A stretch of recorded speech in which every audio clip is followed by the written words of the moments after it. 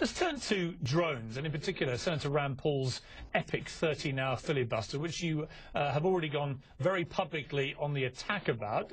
You think that he was effectively doing the American public a disservice by putting an unnecessary and unfounded fear into their heads. Is that right?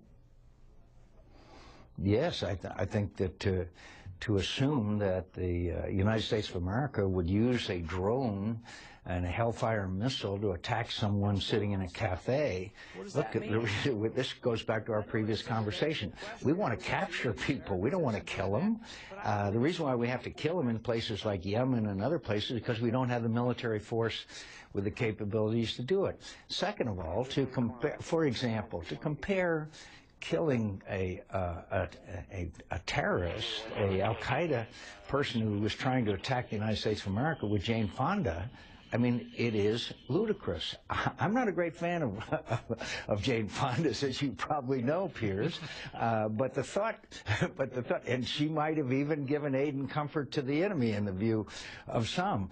But the fact is, to think that the United States would ever contemplate killing Jane Fonda with a drone if we had the capability is, again, I mean, it's not the world of reality that we are living in. But there are threats. Suppose there's another airplane headed for the United States Capitol, such as the one that crashed in Pennsylvania. I can assure you that, and I'm confident that we have the capability, if necessary, the President, to shoot that plane down. There may be innocent Americans on that plane.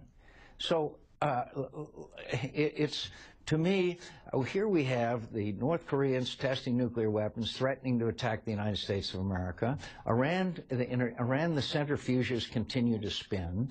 There are 80,000 people killed now, at least, or 70,000 in Syria. The whole Middle East in a state of near chaos in many areas.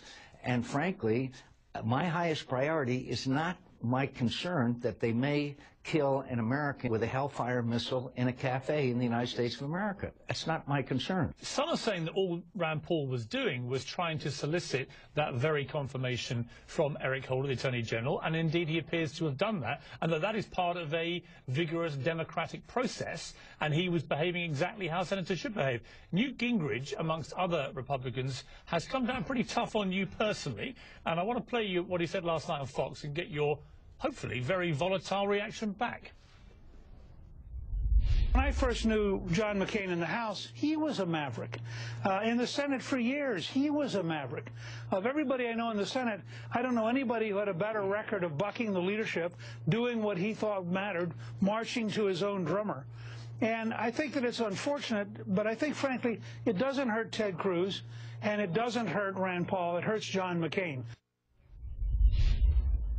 So the allegation is you're a bit of an old fuddy-duddy now, Senator, and the old maverick John McCain would have supported Rand Paul. Well, I'm always intrigued by the fact that when I disagree with my own party leadership, my own president, like saying that Donald Rumsfeld ought to resign, that we need to do the surge, then I'm the brave maverick. When I'm taking on others, then he's just an angry old man. I will always do what I think is right. I think I understand national security. I've been involved in it in one way or another since I was 17, and I believe that the priorities that we were just talking about are the ones we should be spending 13 hours on. Why isn't the United States of America helping the Syrians who are being massacred as we speak, and the now over a million refugees? What are we going to do about the North Koreans who are now basically threatening to strike the United States of America? What are we going to do about the centrifuges in Tehran? Instead, we spent 13 hours warning the American people that we may put a Hellfire missile on an innocent American in a cafe. That was never the case. But there may be an extraordinary circumstance where there's an impending attack on the United States of America that we would have to respond in any way possible to prevent another 9/11. I believe that's what the Attorney General of the United States was trying to say. Do you have any message for Newt Gingrich? Oh, listen, Newt and I have been friends for many, many years. I respect his opinions. He's a very bright guy. I'm not going to, we'll remain friends.